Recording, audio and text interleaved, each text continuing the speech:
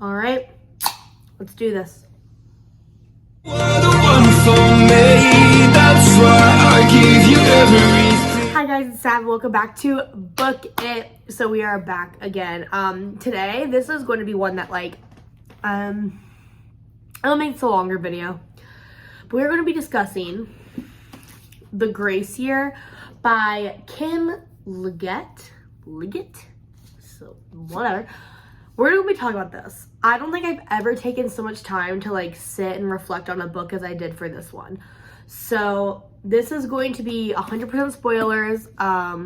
There's a couple trigger warnings about like blood and, you know, gore and, you know, men sucking. So yeah, this book was a mixture of like Hunger Games meets Lord of the Flies meets Handmaid's Tale with a splash of like, I don't know. I can't think of another book. This book was crazy, and I will go ahead and tell you right now, this is a 5 out of 5. This book, I have literally done nothing but ponder on it, and that's the kind of books I love to read. So this book, 5 out of 5. I can't remember the last one I had a 5 out of 5 book, but this is it. This is one of them. Making sure I get all my stuff out of here so I can like flip through. I read this on a plane, and then I finished it at the beach when I went to Hilton Head 2.5 weeks ago, and literally mwah, beautiful. If I could reread this book for the first time, I would, but I will get very angry about it. So let's just go ahead and start right in. So also heads up, I'm spoiling in case you didn't know. So I'm spoiling this book. All right, so we're gonna start off by, basically it is a story where in society, when a girl reaches a certain age, they are sent away to go deal with their magic, because women are magical and are able to lure men into their beds, which is a magic power. And for anybody who starts reading that, you're like, wow, so men are horny and that's women's problems. That's fine. So they're sent away to go deal with their magic, you know, because they're not allowed to have it. And they have like 1 year, and then they come back on the year, and it's kind of like, you know, it's kind of morbid, because not everybody comes back from this year. And if you do come back, you usually come back like beaten and broken down and like literally terrible. So we talk about some of the women from the previous years, and you know, they talk about the grace year. That's what it's called, the grace year, where they don't come back, which is really like said to show like the magic was taken from them, and sometimes the magic overpowers them, and it's like this whole big like scary thing. But also no one talks about the grace year. Nobody talks about what happens on the grace year. Like the women that actually do come back don't say shit. So the curiosity from the very beginning of like what happens to all these girls, like what actually goes on. They're sent out to like the outskirts of the like town.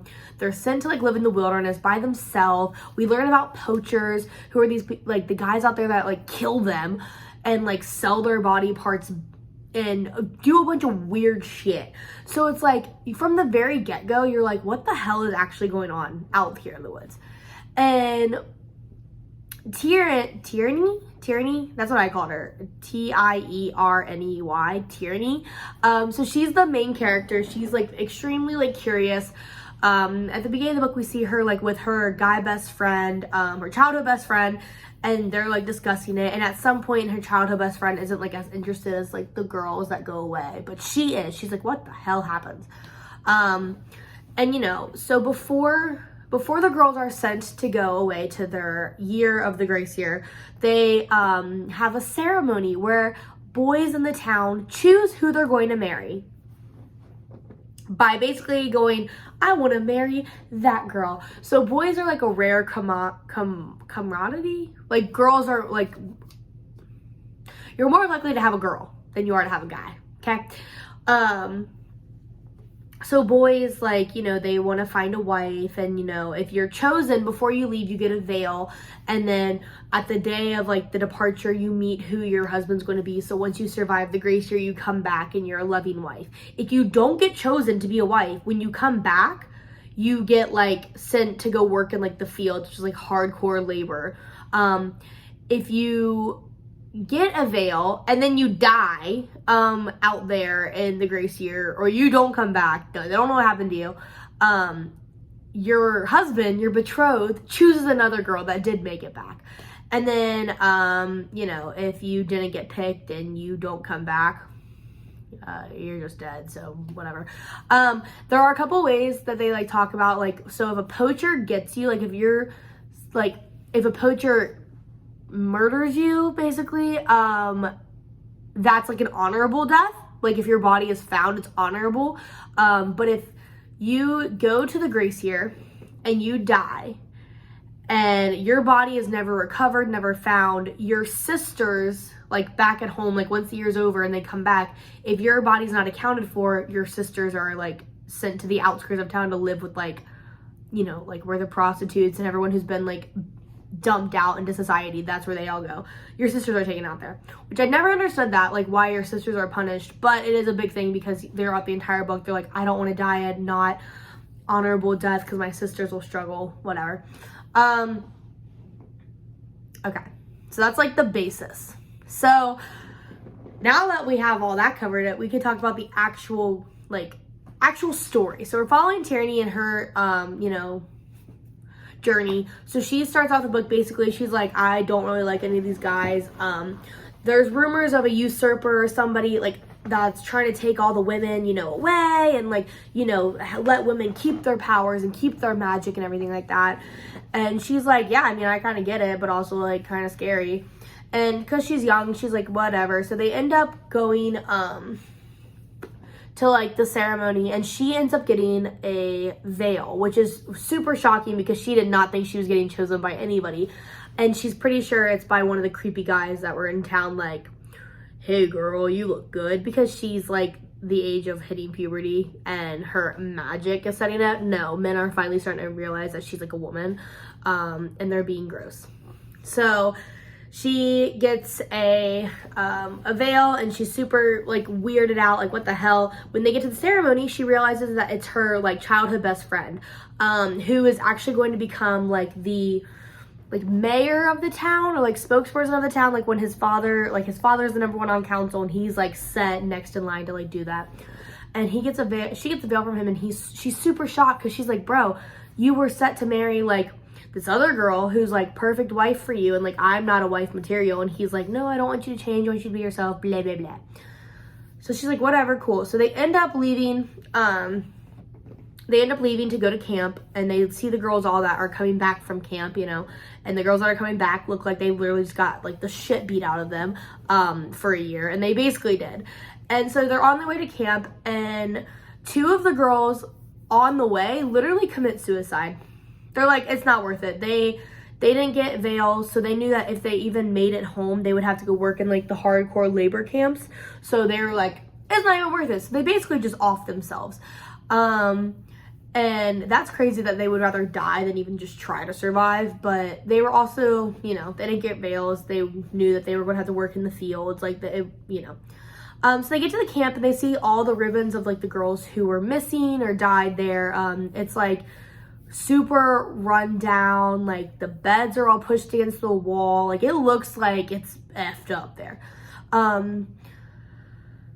So there are poachers on the outskirts of the county. Women from the county get banned to the outskirts as like a punishment, and they usually have children with like those poachers, and then those poachers become like the sons become poachers as well. So it's like kind of like a never-ending cycle.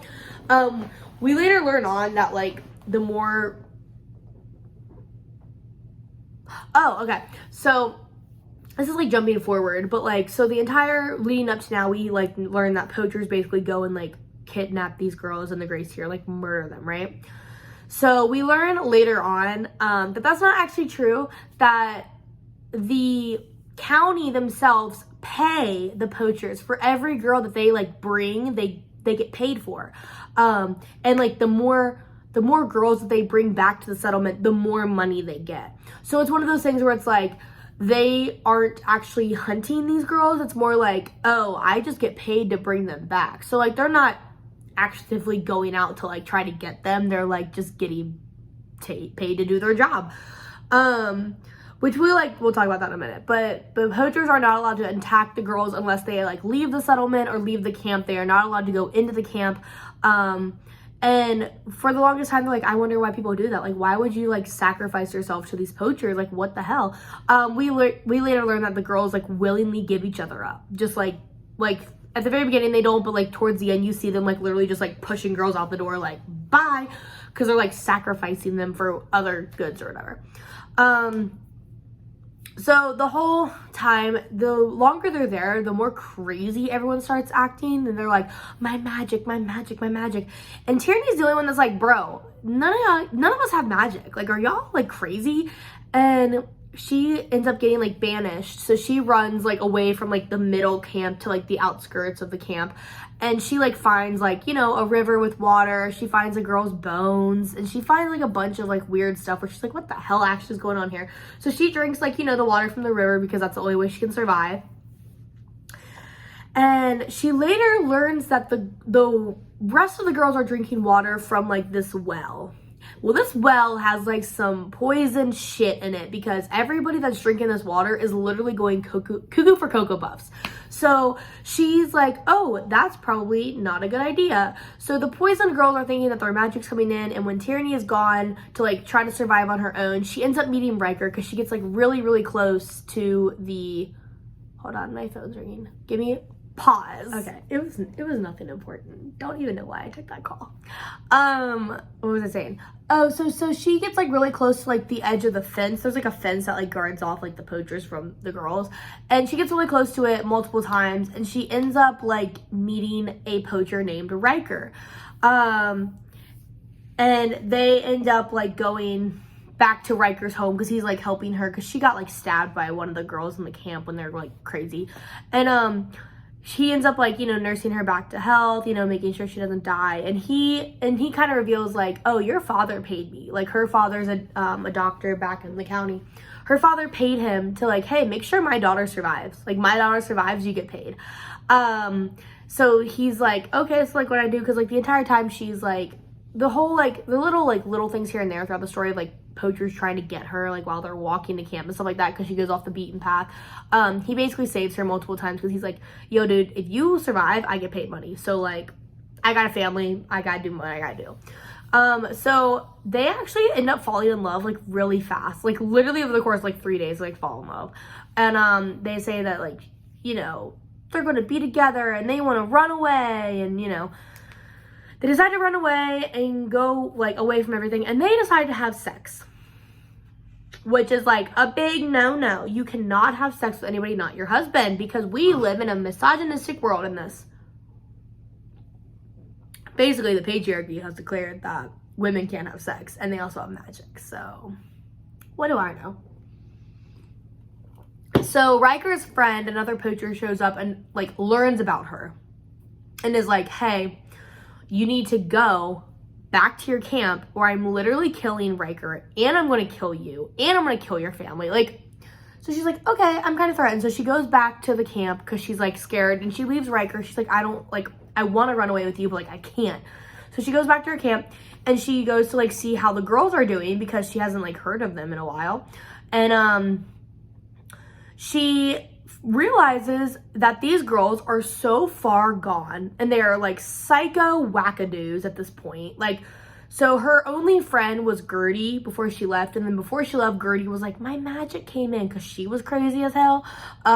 She finds Gertie like literally living in like the shed basically, and she's like about to die. So she ends up like giving her water from the stream because she notices like, hey, this is poisoned water. She gives her water from the stream, and finally, slowly like Gertie like comes back to it. Like she has terrible withdrawals from this like poison, basically this like psychedelic thing. And so she's like, okay, like she starts feeling better, and then she explains to Gertie like, hey, just so you know, none of us have freaking magic. We all are just poisoned by the well.